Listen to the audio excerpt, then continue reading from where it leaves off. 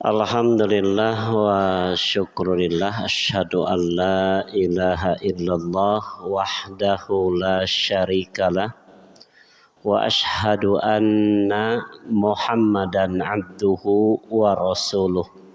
Hadis nomor 892. Bismillahirrahmanirrahim. Wa an Amr ibn Syu'aibin an abihi an jaddihi radhiyallahu anhuma anna Rasulullah sallallahu alaihi wasallam qala la yazuzu limra'atin atiyatun illa biidni zawjiha. Rawahu Ahmad wa ashabus sunan illa Tirmizi wa sahhahul Hakim. Wa an Amr bin Syu'aibin, dan terima dari Amr bin Syu'aib, an abihi dari bapaknya, an jaddihi dari kakeknya, radhiyallahu anhuma semoga Allah meridhoi keduanya. Anna Rasulullah sallallahu alaihi wasallam, sesungguhnya Rasulullah sallallahu alaihi wasallam qala, bersabda, la yazuzu limra'atin, tidak boleh seorang perempuan atiyatun, memberikan hartanya, illa biizni zawjiha, kecuali dengan izin suaminya. Rawahu Ahmad, telah meriwayatkan hadis ini Imam Ahmad. Hadis yang kedua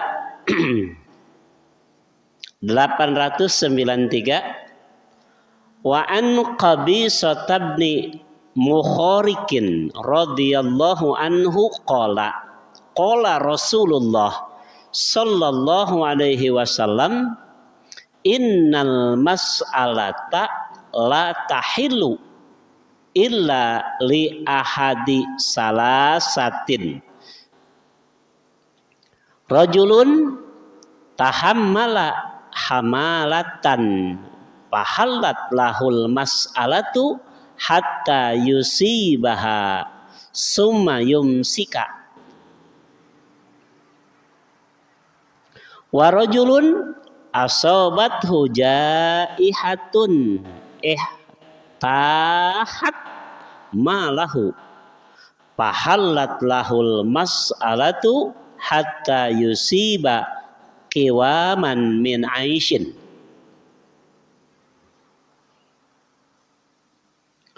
wa rajulun asabathu faqatun hatta yaqula salasatun min dawil hija min qaumihi laqad asobat fulanan faqatun fahallat lahul mas'alah. Rawahu Muslim.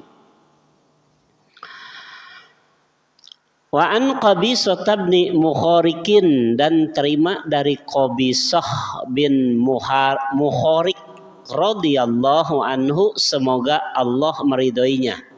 Qala, ia berkata, qala Rasulullah sallallahu alaihi wasallam, telah bersabda Rasulullah sallallahu alaihi wasallam, innal mas'alata, sesungguhnya minta-minta, la tahillu, tidak halal, illa li ahadi salasati, kecuali salah satu di antara yang tiga ini.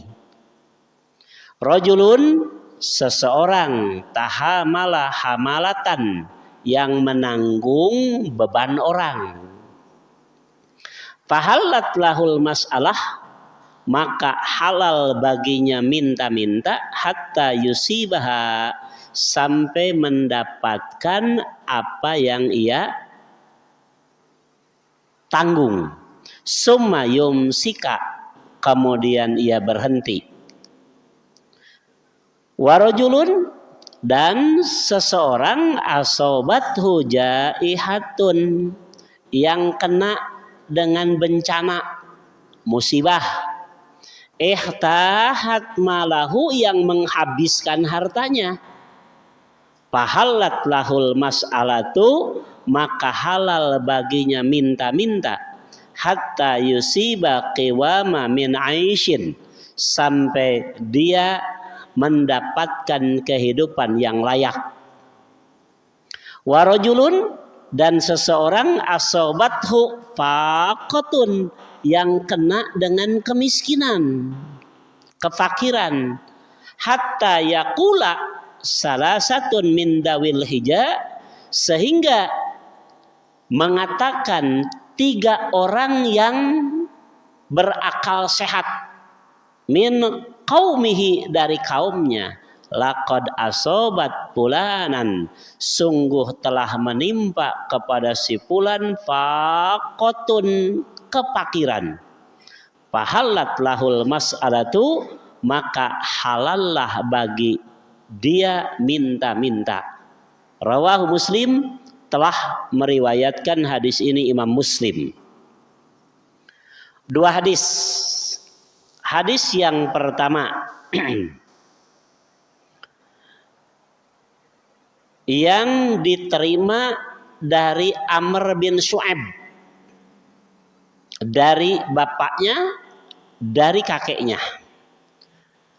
Anna Rasulullah sallallahu alaihi wasallam, sesungguhnya Rasulullah sallallahu alaihi wasallam, qala, bersabda, la yazuzu limra'atin atiyatun, tidak boleh seorang perempuan memberikan sesuatu,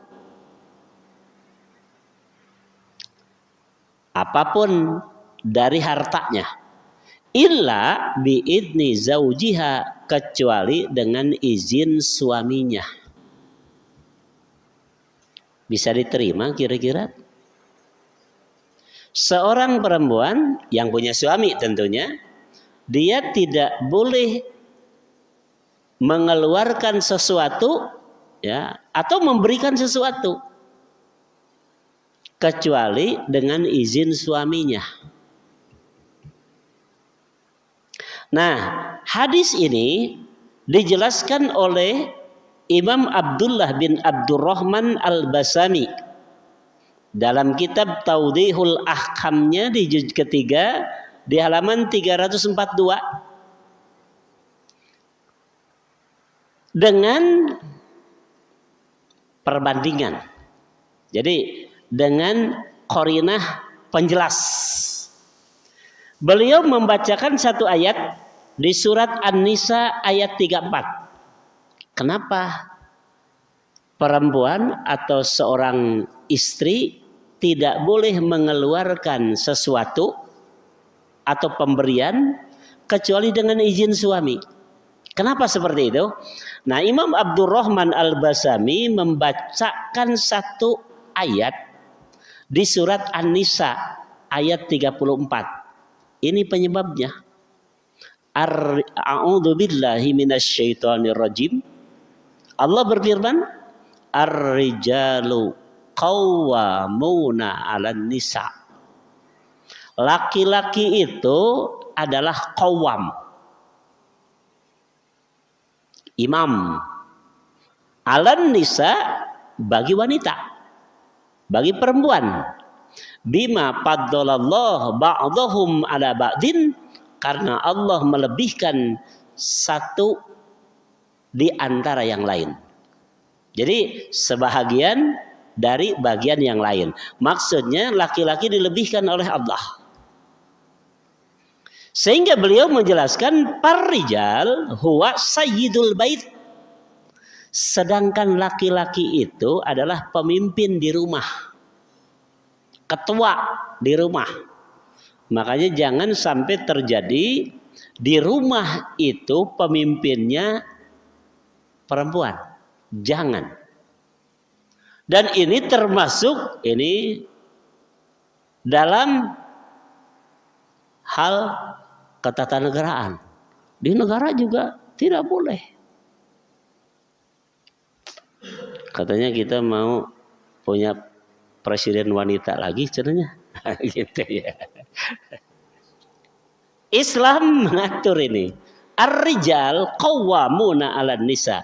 Sampai Imam Al-Basami menyebutkan par-rijal huwa sayyidul bait. Laki-laki itu ketua di rumah, pemimpin di rumah. Ya. Lima faddalallahu bihi, karena Allah memberi kelebihan min sa'atin fil fikri. Nah, satu di antara kelebihan laki-laki itu ya luas pemikiran. Beda dengan perempuan. Satu contoh, ketika ya suami istri dengar anaknya kecelakaan, kira-kira yang tergambar perempuan apa dulu? Nangis dulu. Itu perempuan. Nangis. Kalau laki-laki berpikir dan bertanya, gimana? Itu bedanya. Makanya Imam Al-Basami menyebutkan laki-laki itu sayyidul bait, ketua di rumah, karena Allah melebihkan dia dengan apa? Min sa'atin fil fikri, luas pemikiran. Nanya heula bisi budakna teu nanaon gitu. Kalau perempuan nangis dulu. Geus ceurik teh geus wareg ceurik da budakna ge teu nanaon belehem we kitu. Itulah perempuan. Laki-laki beda. Budakna kumaha? Begitu ya. Di mana? Seperti itu. Karena yang dipakai pikiran dulu, bukan rasa. Itu. Kalau perempuan rasa dulu, begitu. Nah, kenapa perempuan memberikan sesuatu harus izin suami? Begitu di rumah. Karena suami punya kelebihan di rumah dan ketua di rumah yang punya pemikiran luas.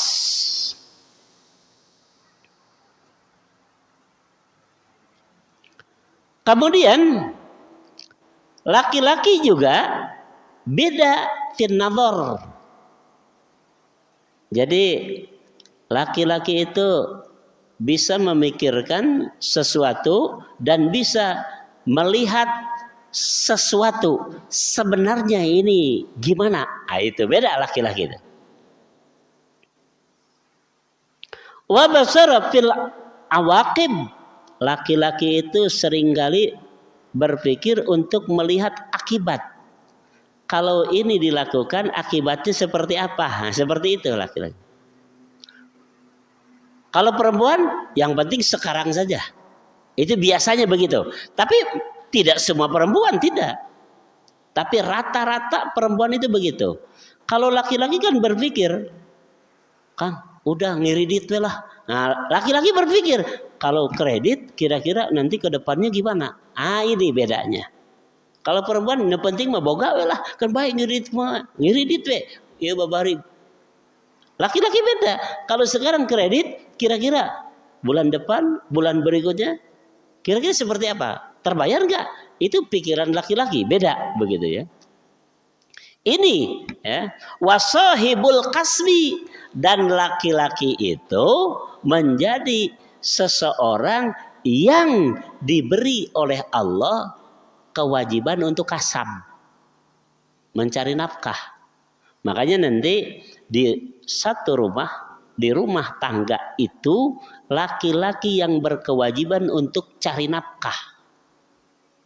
Bagaimana kalau nanti istrinya yang cari nafkah? Laki-laki ikut makan sama istri. Boleh? Boleh? Boleh. Cuma statusnya istri sodakoh sama suami. Kalau suami cari nafkah, maka suami memberi napakoh istri. Itu beda. Makanya nanti suami memberi napakoh kepada istri wajib hukumnya. Tapi istri memberi sodakoh kepada suami sunnah hukumnya. Ya, cina kumada sapopoe teh kitu we cina abdi mah gumantung ka istri menang gitu, menang itu era mah. Begitu ya. Jadi tiap hari diberi sama istri, silakan saja, itu istri punya pahala sedekah kepada kita. Karena memang kita lagi mampu, dulu kita yang memberi nafkah, sekarang istri yang memberi sedekah kepada kita, nggak apa-apa. Selama istri ridho, begitu. Tapi kalau tidak diberi sama istri, jangan ngambek. Ya istri boga tapi terdibikan ke orang, tong ngambek. Kenapa? Tidak wajib. Tapi kalau kita punya lalu tidak memberi istri, istri berhak ngambek kepada kita. Seperti itu. Kenapa? Karena kewajiban. Kalau istri kepada kita sunnah saja. Nah ini makanya Nabi menyebutkan, kata Imam Al-Basami, kenapa istri mengeluarkan sesuatu di rumah itu harus izin suami. Karena memang suami itu berhak. La yazuzu laha atiyatun au sadaqatun. Tidak boleh bagi si perempuan mengeluarkan sesuatu pemberian au sadaqah, atau mengeluarkan sedekah min mali zaujiha, dari harta suaminya, illa biidnihi, kecuali izinnya, li'annahu sahibul haq, karena di rumah itu yang berhak terhadap harta itu adalah suami. Padahal jika istri sedekah, suami juga kebagian pahala. Tentu saja kalau sedekah itu tidak merusak harta suami. Tentu saja dalam hal-hal yang itu sudah jadi milik istri. Contoh, istri mengeluarkan sedekah di rumah dengan masakannya. Istri masak dari uang nafkah dari suami. Masak, kemudian dari pasakan itu selain dimakan juga dihadiahkan ke tetangga. Nah, maka selain istri punya pahala dari sedekah itu, suaminya pun dapat pahala. Ya.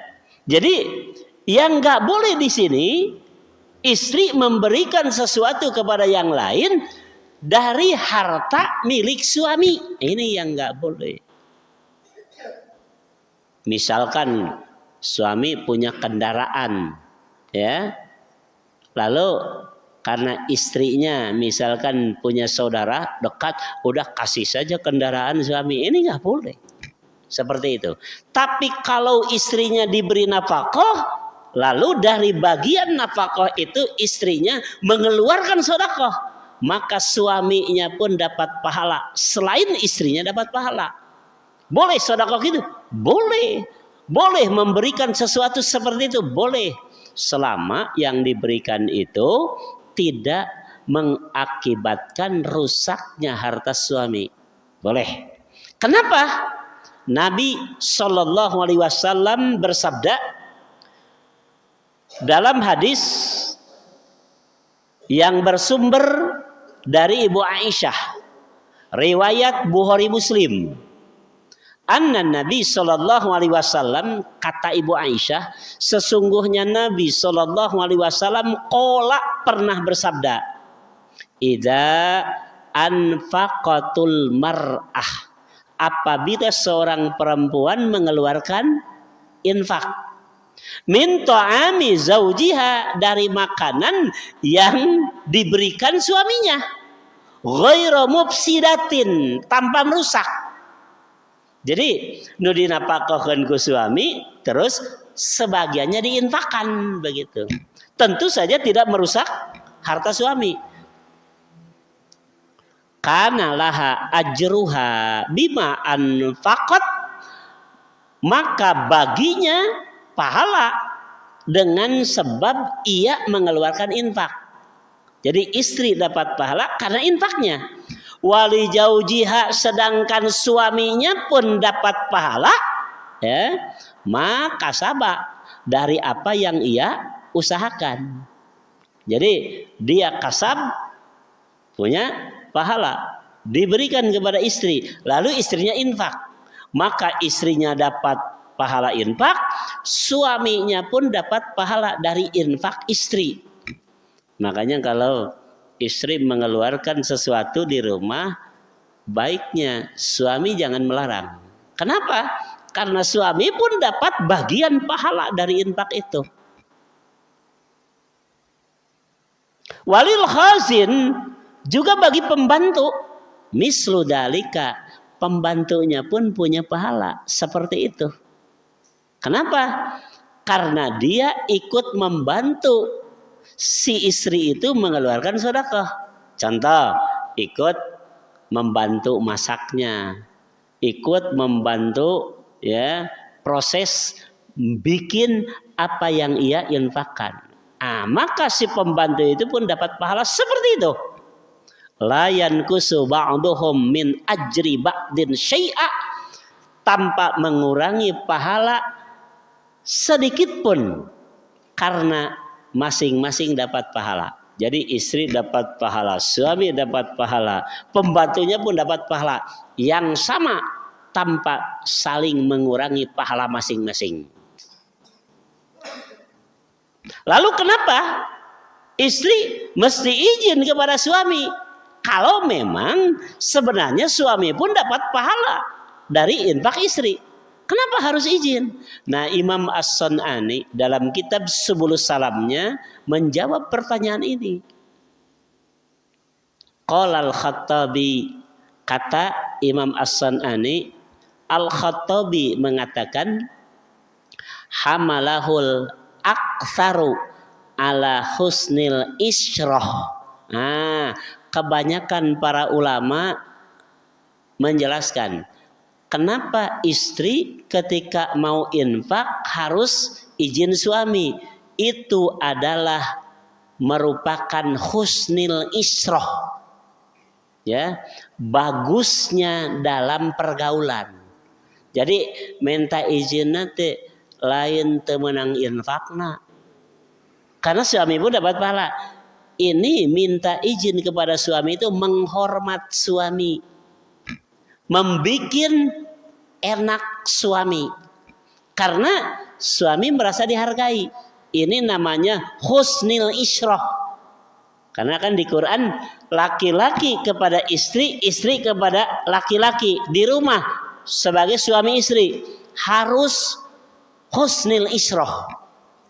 Di Qurannya diterangkan, wa'ashiru hunna bil ma'ruf. Ya, laki-laki menghargai perempuan sebagai istri, istri pun menghargai suami. Sekalipun tidak haram mengeluarkan sedekah di rumah, tidak haram.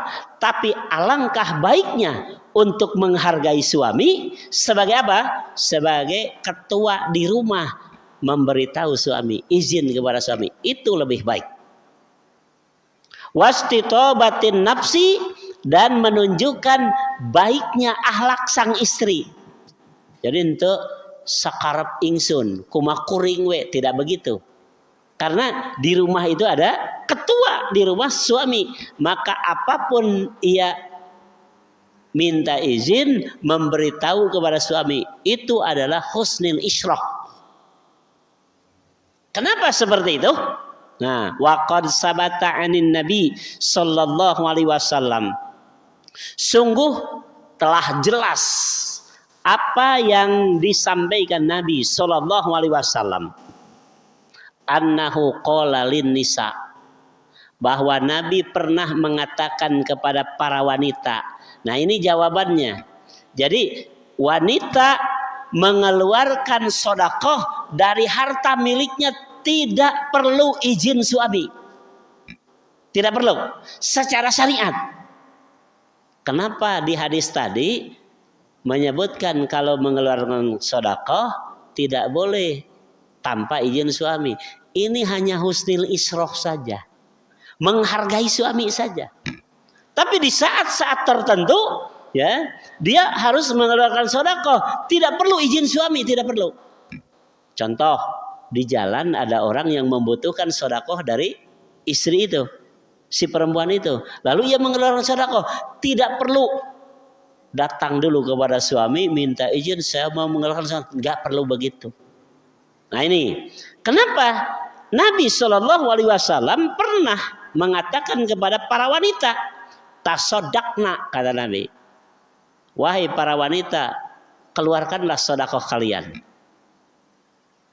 Kenapa? Karena wanita itu kan setengah dari laki-laki, ibadahnya setengah laki-laki, akalnya setengah laki-laki. Nabi menyatakan, jika wanita ingin menyamai laki-laki, aksirus sodakoh, perbanyaklah sodakoh. Makanya ketika ini terjadi setelah Id, Nabi menyebutkan kepada para wanita, tasodakna, keluarkanlah sodakoh kalian. Faja'alatil mar'atu, lalu para wanita saat itu tulkil kurta, melemparkan anting-antingnya. Bayangkan kata Nabi, ini di hadapan para wanita, tasodakna, sodakohlah kalian, keluarkan sodakoh kalian. Saat itu para wanita membuka antingnya, kemudian memberikan kepada Nabi. Wal khotam, dan sebahagian membuka cincinnya. Wabilalan yatalab qahu biridaihi, sedangkan Bilal menerima sodakoh mereka biridaihi, dengan selendangnya. Tete ayeuna sok aya geningnya nu ngambil sodakoh dengan selendang, tanurutan ieu. Jadi Bilal ya menampung sodakoh itu dengan rida, dengan kain yang ia pakai. Sampai para wanita saat itu ada yang buka antingnya, ada yang buka cincinnya untuk disodakohkan di saat Nabi menyebutkan tasodakna. Wahada atiyatun bighairi idni zauj, dan ini adalah sodakoh para wanita yang tidak minta izin suami. Kenapa? Nggak ada kan di sini? Mereka mengeluarkan cincin, izin dulu kepada suami, tidak, langsung saja sodakoh kepada Nabi. Nah, dengan hadis ini jadi bukti. Sampai para jumhur ulama mengatakan mustadilina, ini jadi dalil yang bisa dipahami bahwa wanita mengeluarkan sodakoh tidak perlu izin suami secara syariat. Lalu bagaimana dengan hadis tadi? Wanita tidak boleh mengeluarkan sodakoh kecuali izin kepada suami. Itu adalah husnil isroh saja, ya, menghargai suami saja. Makanya kalau suami mengetahui istrinya mengeluarkan sodakoh tanpa memberitahu dirinya, itu maafkanlah. Kenapa? Karena dari sodakoh istrinya dia akan dapat pahala seperti istrinya yang mengeluarkan sodakoh. Ini hadis yang pertama. Hadis yang kedua dari Qabisah bin Muharik menjelaskan bahwa Rasul Shallallahu Alaihi Wasallam mengharamkan orang minta-minta, siapapun, termasuk kita. Jadi minta-minta dalam Islam hukumnya haram. Makanya nanti ketika kita mau memberi seorang yang minta-minta, lihat dulu. Kalau sudah cukup 1 hari 1 malam, jangan kita kasih. Kenapa? Ini akan jadi tanggung jawab kita di akhirat. Karena Nabi melarang orang minta-minta.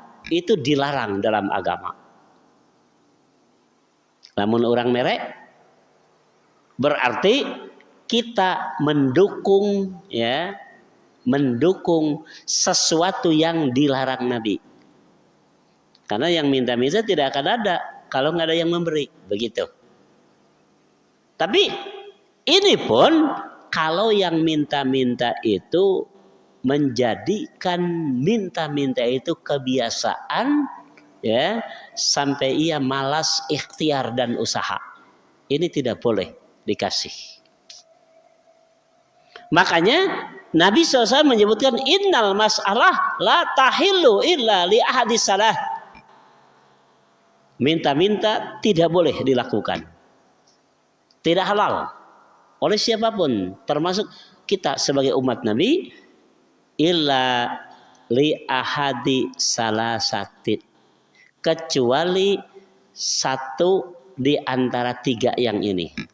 Kalau kita ada pada kondisi yang tiga ini, silahkan. Yang pertama, rajulun tahamala hamalatan, seorang yang menanggung beban orang. Batur nu boga hutang nama. Orang lain punya utang.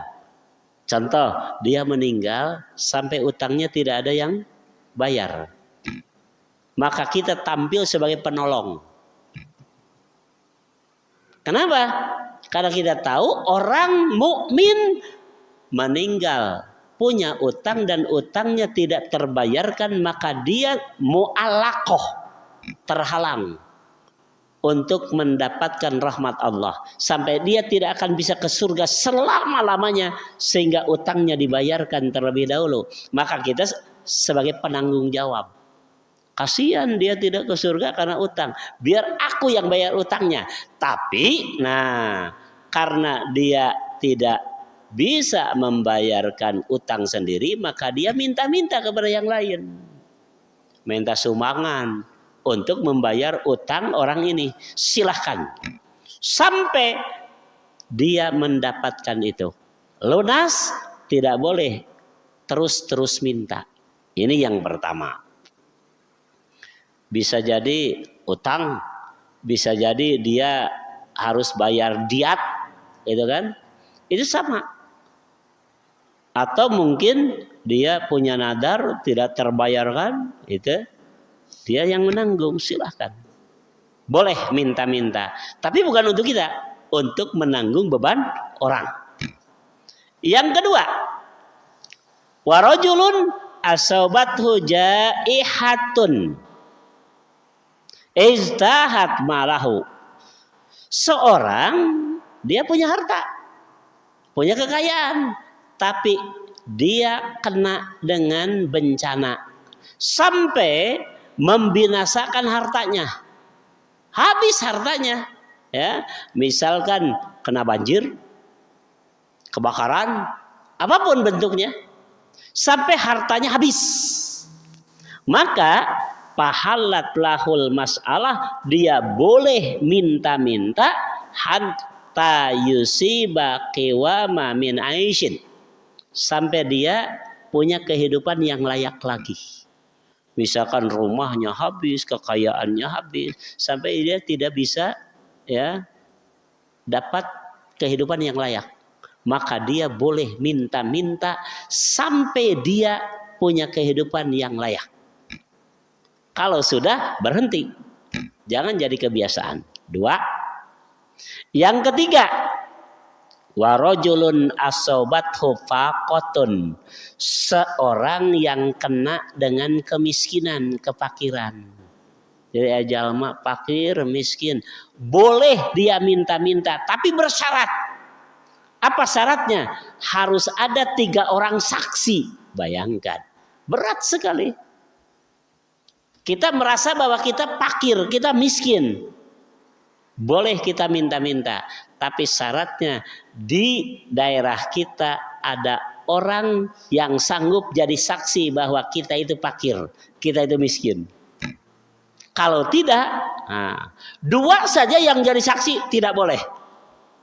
Harus ada 3 orang yang bertanggung jawab bahwa benar-benar ini orang fakir, orang yang miskin, baru dia boleh minta-minta. Tanpa saksi tidak boleh. Ini berat sekali, sampai Rasul mengatakan hatta yaqula salasatun min dawil hija, sehingga orang yang punya akal yang normal dari kaumnya, 3 orang sama mengatakan apa? Laqad asobat fulan faqatun, betul-betul orang ini orang miskin, orang fakir. Jadi kudu aya saksi. Dan ini yang bertanggung jawab nanti. Benar gak ini orang fakir? Benar gak orang miskin? Begitu. Pahalat lahul masalah, maka dia boleh minta-minta. Selain 3 yang ini, diharamkan untuk minta-minta kepada yang lain. Barangkali ini kalau diamalkan di kita jarang sekali yang minta-minta. Kenapa? Ini syaratnya berat. Jadi satu, boleh minta-minta untuk memenuhi beban orang, ya, meringankan beban orang. Dua, boleh minta-minta kalau dia kena musibah, kena bencana sampai semua hartanya habis. Yang ketiga, orang yang benar-benar miskin, benar fakir, tapi harus ada pernyataan dari 3 orang yang ada di kaumnya bahwa dia benar-benar fakir, dia benar-benar miskin. Tidak ada saksi. Nabi menyebutkan tidak halal untuk minta-minta. Itu saja barangkali yang dapat saya sampaikan. Mudah-mudahan ini sedikit menambah ilmu dan wawasan kita. Barakallahu li wa lakum. Wassalamualaikum warahmatullahi wabarakatuh. Silakan kalau ada yang mau bertanya. Ada. Mangga kalau ada, silakan. Bismillah.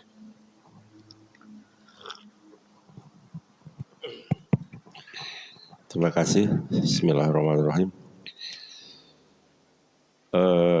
Dalam ketentuan Islam memang tadi dikatakan perempuan terbatas kebebasannya. Tetapi masa-masa sekarang ada emansipasi dengan alasan begitu, Pak. Emansipasi seolah-olah setara antara perempuan dan laki-laki. Hal ini bagaimana menurut syariat Islam? Yang satu, yang kedua masalah perempuan yang bekerja. Dia bisa saja memberikan membagikan atau memberikan sesuatu kepada keluarganya, adik dan sebagainya. Apakah itu juga harus izin suami begitu? Karena dia punya punya gaji, begitu pula si suami juga mengikuti kan di situ. Terima kasih gitu. Ya.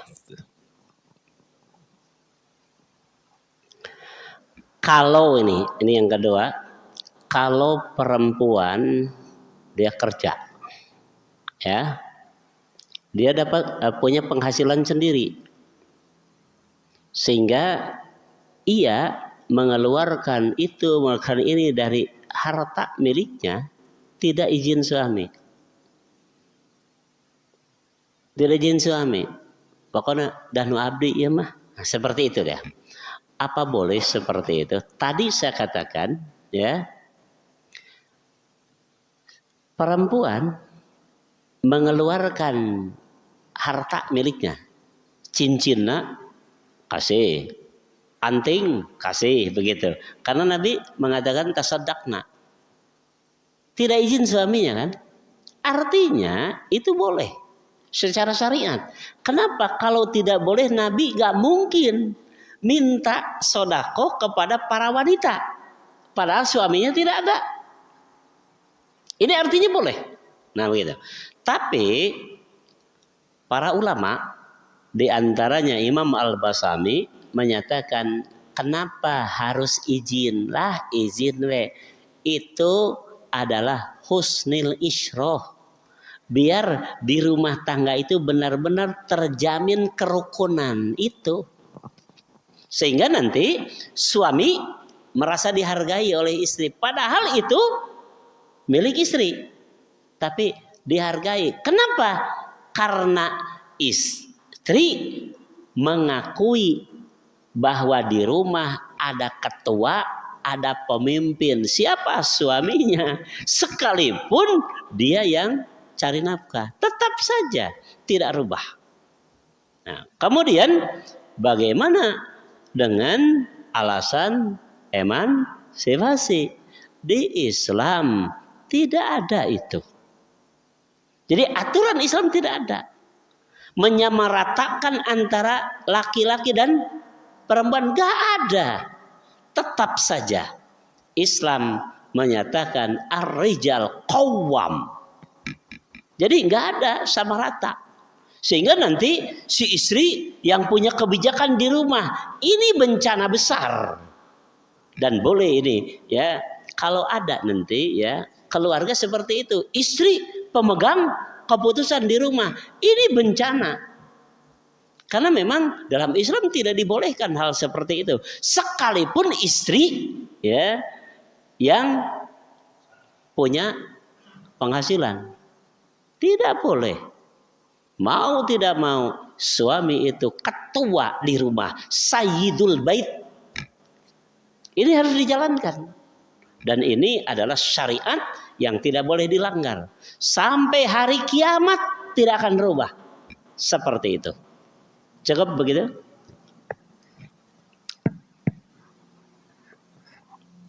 Ada lagi? Cukup? Ya. Pak, satu Pak. Iya, mangga silakan. Gimana kalau misalkan ada orang yang nggak minta-minta, tapi kalau setiap ketemu teh suka cerita sedih gitu. Jadi kayak seperti yang pengen dikasih. Tapi nggak minta dia mah misalkan gitu.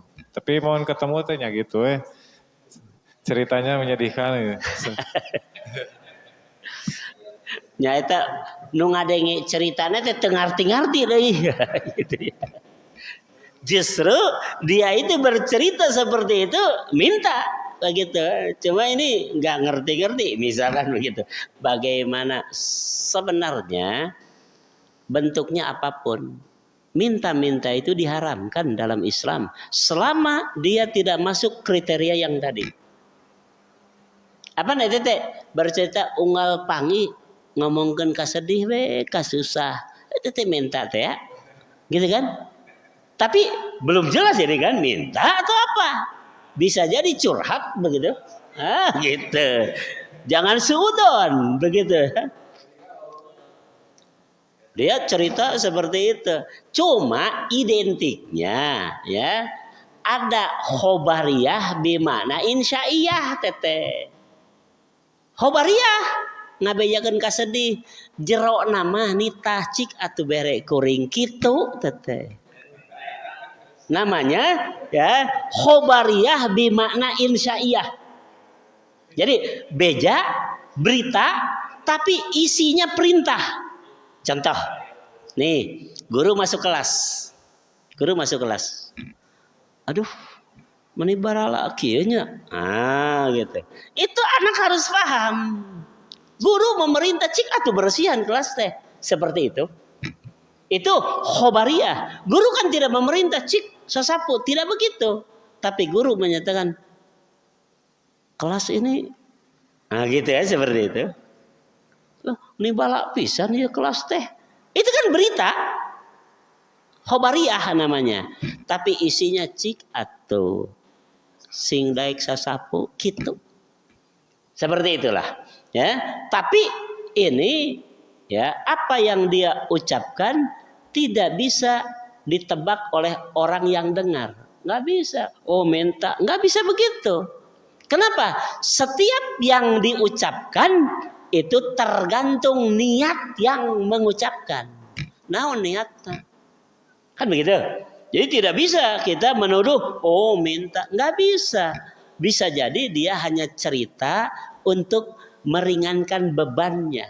Tapi dia nggak mau minta. Bisa saja seperti itu.